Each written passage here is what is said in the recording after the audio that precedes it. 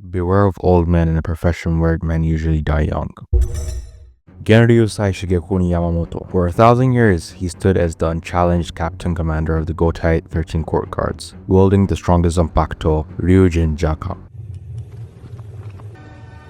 Bankai. That sad, scorched old sword is his bankai. A warrior whose very presence commanded fear, respect, and absolute obedience. Yamamoto's legacy is one built upon discipline, strength, and harsh realities of war. You know what? This is the perfect time to take a break. Don't forget to like, comment, share, subscribe. Enjoy.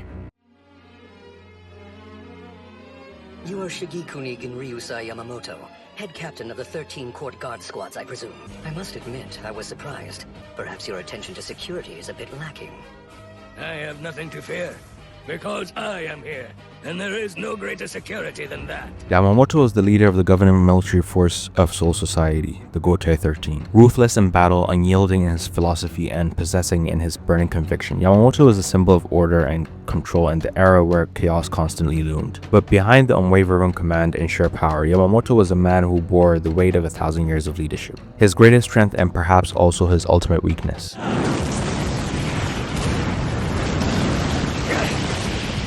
Flames. There. To truly understand Yamamoto, we have to rewind the tape and go back to how it all began. 1,000 years ago, Yamamoto was known as Ejisai due to a massive scar on his forehead. Back then, I was called Ejisai because of the scar on my forehead shaped like the Japanese character. Hey, I told you, stop calling me that! He was the founder of the Gotei 13, assembling a group of ruthless killers to combat Soul Society's enemies, including the Quincy, a race who he basically erased that would come back to haunt him later on. His power is unparalleled and his philosophy was clear: absolute order must be maintained no matter the cost. The name Ejisai became increasingly more famous than my given name. I did not like that.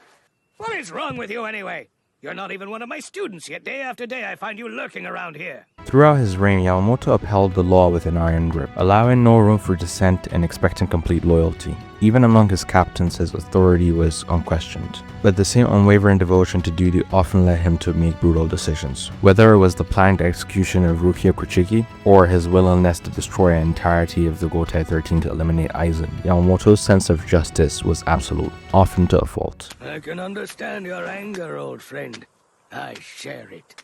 We both know that this is not the Bankai you honed and perfected. It is no more than a pathetic imitation! Yet, beneath the rigid exterior, there was a man who valued loyalty and honor above all. His wrath against Aizen and his unyielding respect for his fallen lieutenant Chojuro proved that his heart still beat beneath the war-hardened shell. The battle against Aizen revealed his cunning, laying traps using his own body as a weapon, and proving even without Ryūjin Jakka he was a force of nature. But it was the second war versus the Quincy versus Yhwach and the Wandenreich, yeah, forgive my pronunciation, that we saw his ultimate strength and ultimately his downfall. When I use my Bankai, think of my body and my blade as having been enveloped by the sun! For 1,000 years, no one had dared challenge Yamamoto's reign, but Yhwach was different. He knew Yamamoto's greatest weakness, his past. Blinded by rage, Yamamoto fell into Yhwach's trap, exhausting his power on a decoy and losing his Bankai in the process. In the end, the same unyielding conviction that made him great also led to his downfall. His final moments were brutal. His body was torn apart by Yhwach's sword. But even as he lay dying, he never wavered. Genryūsai Yamamoto. With his death, it was an end of an era. The old Gotei 13 was no more. His leadership, his power, and his presence that had held Soul Society together left a void.